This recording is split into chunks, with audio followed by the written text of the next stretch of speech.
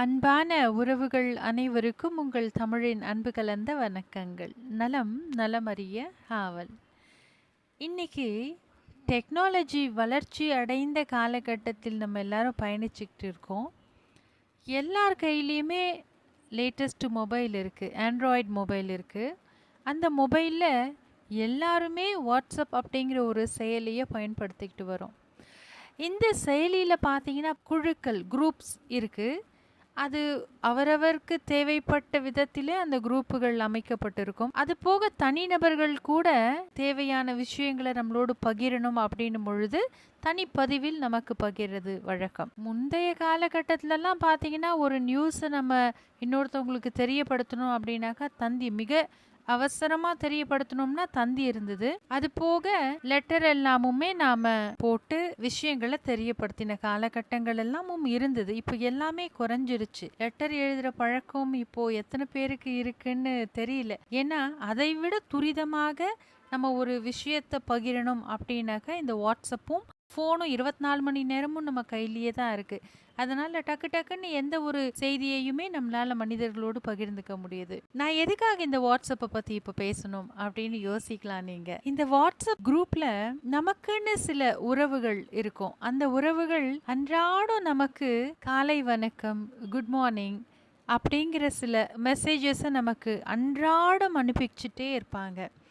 நாமளும் அதை போல் சிலரை தேர்ந்தெடுத்து நமக்கு ரொம்ப விருப்பப்பட்டவங்களோ இல்லை நெருங்கினவங்களோ இல்லை உறவோ யாரோ ஒரு குறிப்பிட்ட சாராருக்கு நாமளும் அனுப்புறது வழக்கமாக இருக்கும். இப்படி அனுப்பும் பொழுது அந்த உறவுகளின் மனதிலே நம்ம எந்த அளவுக்கு ஆழமாக பதிஞ்சிருக்கோம், அவங்க நம்ம மேலே எவ்வளவு அக்கறை காமிக்கிறாங்க அப்படிங்கிற கண்ணோட்டத்தில் மட்டும் அந்த குட் மார்னிங் மெசேஜஸை பார்த்தோம்னாக்கா நிச்சயமாக வாழ்க்கையில் ஒரு சந்தோஷமும் அன்றைய பொழுது ஒரு மகிழ்ச்சிகரமாகவும் இருக்கும்.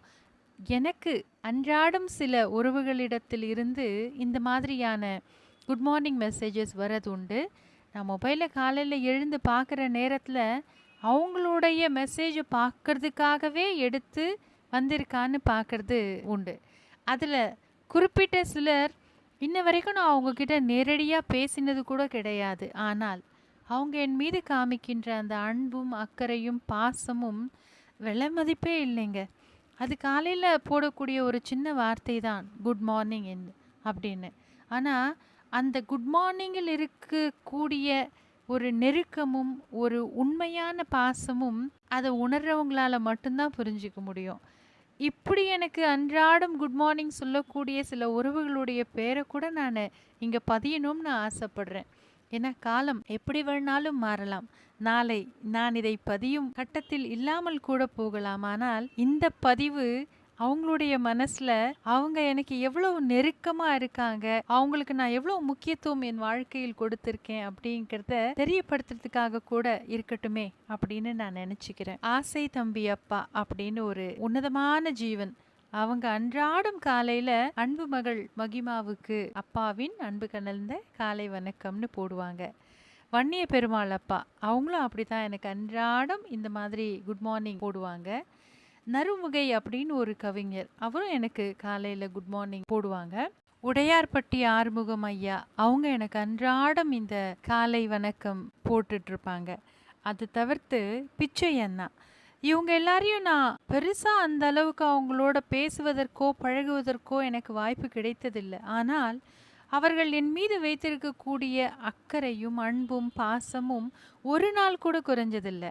நான் அதுக்கு திருப்பி ரிப்ளை பண்ணாமல் இருந்திருந்தாலும் அந்த தொடர்ந்து எனக்கு வரக்கூடிய குட் மார்னிங் மெசேஜஸ் இன்னைக்கு வரைக்கும் வந்துக்கிட்டே தான் இருக்குது. நான் கொஞ்சம் காலதாமதமாக அவங்களுக்கு நன்றி குட் மார்னிங்னு ரிப்ளை பண்ணியிருந்தாலும் அவங்க அதை ஒரு பெரிய பொருட்டாகவே எடுத்துக்கிறது இல்லை. அவர்களுடைய கடமையாக அவங்க வாழ்க்கையில் என்னையும் ஒரு பொருட்டாக நினைத்து எனக்கு அன்றாடம் அனுப்பும் பொழுது இன்னும் நிறைய பேர் இருக்காங்க. அவங்களுடைய பேர் எல்லாத்தையும் ஞாபகப்படுத்தி சொல்லணும்னா இந்த பதிவு நீண்டுகிட்டே போகும். அத்தனை அழகிய அன்பான உறவுகளுக்கும் நிச்சயம் நான் வாழ்க்கையில் கடமைப்பட்டிருக்கேன். முடிந்த வரைக்கும் அவங்களுக்கெல்லாம் நான் திருப்பி குட் மார்னிங்னு அனுப்பிச்சுடுவேன். அப்படி முடியாத சில தருணங்களில் அதை அனுப்ப முடியாமல் போகும் பொழுது மனசில் ஏதோ ஒரு உருட்டல் இருக்கும், ஐயோ நம்ம பண்ணலையே அப்படின்னு. ஆனால் அன்றாடம் அவர்களை நான் நினைக்காமல் இருப்பதில்லை. ராம்குமார் அண்ணா இவங்க எல்லாருமே ரொம்பவும் என் மீது அக்கறை காண்பிக்கக்கூடிய உயிர்கள். இவங்கள போல எனக்கும் ஒரு சில உறவுகள் இருக்காங்க. நான் அவங்களுக்கு அன்றாடம் காலையில திருப்பி இந்த குட் மார்னிங் மெசேஜஸ் அனுப்புவேன். இப்படி உங்களுடைய வாழ்க்கையிலும், உங்களுடைய வாட்ஸ்அப்பிலும் இருக்கக்கூடிய பல்வேறு கான்டாக்ட் லிஸ்ட்ல நிச்சயமா நெருக்கமான, நீங்க நல்லா இருக்கணும்னு நினைக்கக்கூடிய சில உயிர்களும் உறவுகளும் இருக்கத்தான் செய்வார்கள். இத்தனை நாள் வரைக்கும் நீங்க பெருசா அவங்கள கவனிக்காம இருந்திருந்தா கூட, தினம்தோறும் உங்களுக்காக சில மணித்துளிகள் செலவிடக்கூடிய அந்த உயிர்களுக்கு நிச்சயம் ஒரு முறை நீங்களும் குட் மார்னிங் அப்படின்னு திருப்பி ரிப்ளை அனுப்பித்தான் பாருங்களேன். அது உங்களுக்கு வேணா சாதாரணமா இருக்கலாம். அவங்களுக்கு ரொம்பவும் மகிழ்ச்சி தரக்கூடிய ஒரு செயலாக இருக்கும். முடிந்த வரையிலும் நம்மை நேசிக்கக்கூடிய மனிதர்களை நிச்சயமாக நாம் நம் வாழ்க்கையில் எப்பொழுதாவது மறந்துவிட்டோம் என்று நினைக்கும் பொழுதெல்லாம் அவர்களை ஞாபகப்படுத்தி கொள்ளும் அளவிற்கு ஏதோ ஒரு செயல், இந்த குட் மார்னிங் மெசேஜ் போல, குட் நைட், குட் ஈவினிங் எப்படின்னு சில நல்ல முக்கியமான பதிவுகளை ஃபார்வர்ட் பண்ணுவதில் கூட அவர்கள் மீது நாம் காண்பிக்கும் அன்பானது அவர்களுக்கு தெரியப்படுத்தும் பொழுது அவங்களும் சந்தோஷப்படுவாங்க. நமக்கும் அந்த சந்தோஷம் அந்த நாள் முழுக்க நீடிக்கும். நன்றி. மீண்டும் ஒரு சிந்தனையோடு வாங்க தமிழோடு பேசுவோம்.